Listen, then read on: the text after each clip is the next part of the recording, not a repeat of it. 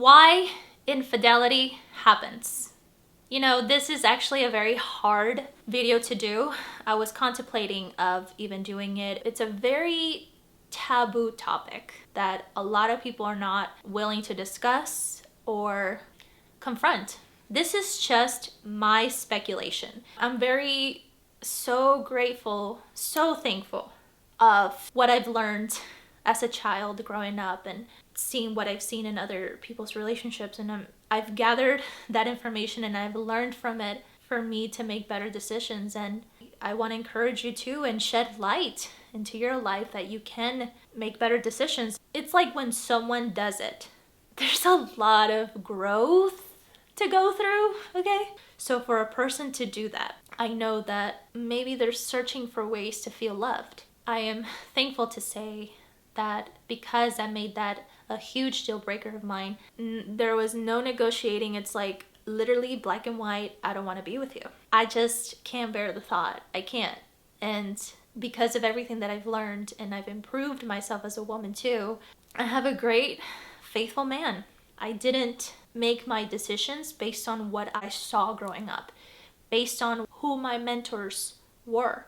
Because when we're growing up, our mentors are our parents, our peers, our teachers, our social media, I'm sure, the news. I'm thankful that I didn't allow that to become my destiny. I'm thankful that I've learned so much and I have this hunger till this day to find the cure to a successful relationship. I'm in a very successful relationship today and I still have that hunger to make it even more successful. I've come to my conclusion, and again, I could be wrong, but there's a lot of reasons to it, clearly. But to sum it all up, we grew up in fatherless homes, so we don't really know how leadership works.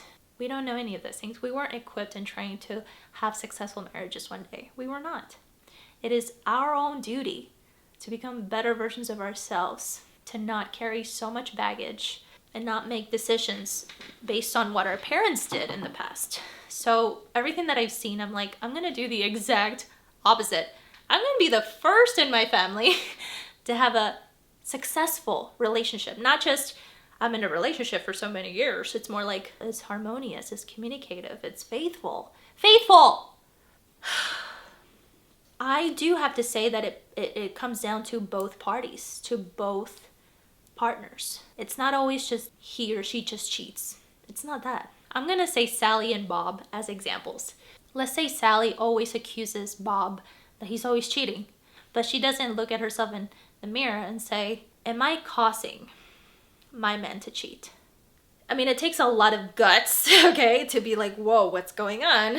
Like, why is he doing that? Or why is she doing that? And yes, a lot of times it could be because of past, but honey, like, it's one thing to be hopeful, and believe in people, but don't be in a relationship with them, okay? Like, if they have a history of really bad stuff, don't be hopeful that they're gonna change, because they're never gonna change. I mean, they will, but that's for them to decide. It's not like, I'm gonna get on the relationship even though Sally has all these records and the results that I really don't want to bring in. We just can't change them. They have to be willing to change. And if I wasn't willing to change, I probably would have repeated the patterns that I saw growing up. And that, man, that's just so scary to think about. It's so scary, and I hope it scares you. You don't want to repeat your parents' mistakes or your friends. Oh my God. That's another video in its own. So going back to the Sally Bob thing, if Bob is cheating, it takes a lot of courage, like a lot, to sit down and communicate with their partner. And 1% of relationships do it. The other, percentage much rather not deal with it. Sally isn't willing to look at herself in the mirror and say, am I causing this to happen? Let's just say, for the sake of the example, that Bob never cheated before, but he cheated in this relationship or this marriage. It's 50-50. Well, I mean, you can look at it differently, but it takes two to tango, okay? She could be encouraging this indirectly. She could be a controlling freak, a nagging wife, an angry wife of all things, overbearing, emasculating, to where the man is not receiving what he needs. We're human beings. We have needs. We do.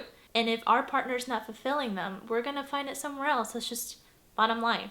If we don't even care to be desirable and work on us, okay? Because it takes, first of all, for each person to work on themselves, they're going to look desirable. They're going to be, and they're going to have a good time with their partner. For someone that has so much baggage, can't see clearly because there's so much ego being stroked, they're not going to see it. They're not going to look desirable. They're not going to take care of themselves. They're not going to communicate with the partner. They're just going to they're going to pretend that the elephant is not in the room. Let's just say. It's just communicating that. And Bob loves Sally so much, but he has needs. And I'm not saying, oh, bow down to that person because of their needs. No, like, you obviously want to have a good time too. You obviously want your needs to be met. But maybe you don't even know that you even have those kind of needs because there's so much baggage. It's those baggages, just take them. Like, God, why is this happening? What's going on with me? I want to be desirable for my man, for my woman, whatever. I maybe have needs, but I don't know what those needs are, okay? Like, having that heart-to-heart conversation with yourself and with God. Like, if you truly want to improve this, like, applause to you for even working on the most hardest person of all, which is yourself. We expect our partner to change, but the hardest person to change is us, okay? Can you imagine trying to change another person? That's just like double the workload. Maybe Sally is overbearing. Maybe Sally is like, no, because you do this, you're not going to be rewarded. Or Sally is not taking care of herself. Like, men are visual creatures. Hate to break it to you, they just are, okay? Here's the deal. Men love their women. They do. But how are they going to get it? It's just going to lead to pornography. It's going to lead to other things. And so if we're not, again, going back to working on us, if we're so controlling and we're like mothers to them, they're not going to have sex with you-know-who. We don't want to be mothers to our man. Mothering them, emasculating them, constantly correcting them. Oh my God. They're not going to get HARD. That's not going to make anyone that. Or how do we solve all this? Having that heart-to-heart conversation with yourself. And the moment you have the courage or you can feel comfortable, I mean, it's never going to be comfortable, present that conversation with your man. What's going to happen? If anything, you're confronting something that needs to be confronted, because if you don't do it sooner, it's going to get bigger and bigger and bigger. We need more confrontation, but not in a negative form. That is also part of what a marriage is. And all there is like, you suck, you're not man enough, criticizing them, putting them down. They're going to find another source. They just are, where they are looking for love. They're not going to get it anywhere else, clearly. They want that love from us. But they're going to look it for somewhere else. They're going to try to fill this empty hole that they have by doing that. I'm going to share something very personal. And I'm very grateful that I've always been faithful. But I've entertained thoughts in the past. And I did not like that about myself. And the things that we don't know is that whatever we carry as parents, it's going to be transmitted to our children, whether we know it or not. Like, any addictions that I've had in the past, I knew it came from one of my parents because I've seen the patterns from them. I've seen the evidence. Things were coming up in my mind. I'm like, why am I having these thoughts? I am a faithful woman and this is nasty. This is disgusting. It's about identifying where it's coming from. Forgive yourself. That's not who you are. Work on you the most and everything changes. If you have other observations, conclusions, you are more than welcome to share those with me by commenting down below. If you can take anything away from this video, is work on you the most and confront those demons that need to be confronted, because that's going to translate in a different result than what it is going on now. But just understand, when someone cheats, we also play a part in it. If you are in the situation, which I feel for you, there's a cure. It's up to you. You decide what it is that you want to do.